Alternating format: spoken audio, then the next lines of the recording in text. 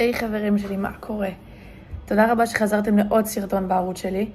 אני כל כך מתרגשת שסוף סוף אני חוזרת ליוטיוב בכל הכוח לשתף אתכם במה שאני עוברת ובמה שאני עברתי, והיום אני אספר לכם את הסיפור חיים שלי.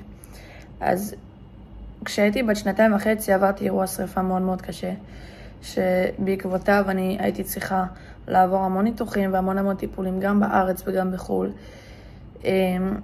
שבעצם בזמן הזה שאני עברתי את כל הטיפולים האלה באמת נלחמתי על החיים שלי.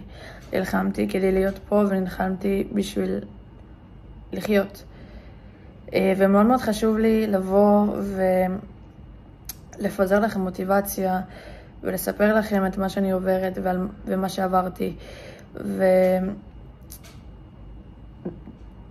ואני קצת קטועה במילים, כי אין לי מילים חוץ מתודה רבה רבה רבה רבה רבה רבה לכם על כל האהבה ועל כל התמיכה שלכם ועל כל התגובות והלייקים. אני רואה את הכל ואני פשוט, זה מחמם לי את הלב. תודה, תודה, תודה.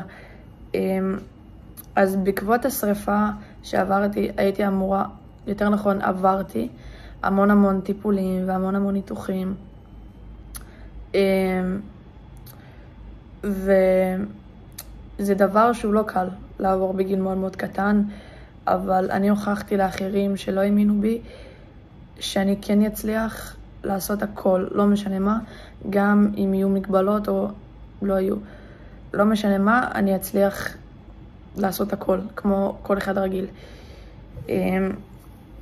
מאוד מאוד חשוב לי לבוא ולציין את העניין הזה של קבלת האחר, שגם אם אתה פתאום פוגש בן אדם אחר שהוא קצת נראה שונה, או אם הוא לא נראה שונה אז אולי יש לו מגבלה, זה לא אומר שהוא בן אדם, או יותר נכון עוף זר, או בן אדם מוזר, או משהו אחר שהוא לא כמוך.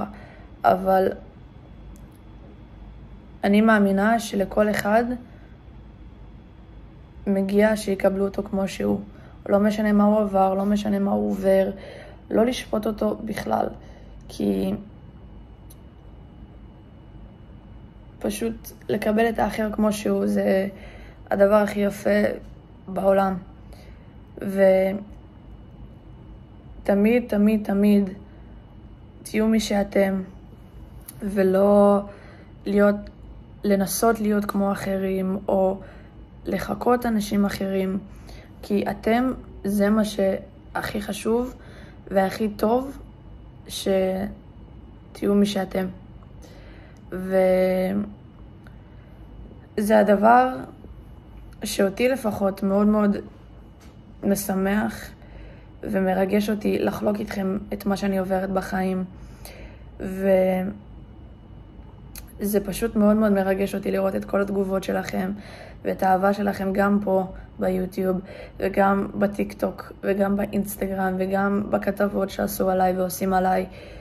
זה פשוט מחמם לי את הלב בצורה כל כך גדולה, שאין לי פשוט מילים להודות לכם, וחוץ מלהגיד לכם וואו ותודה, תודה, תודה.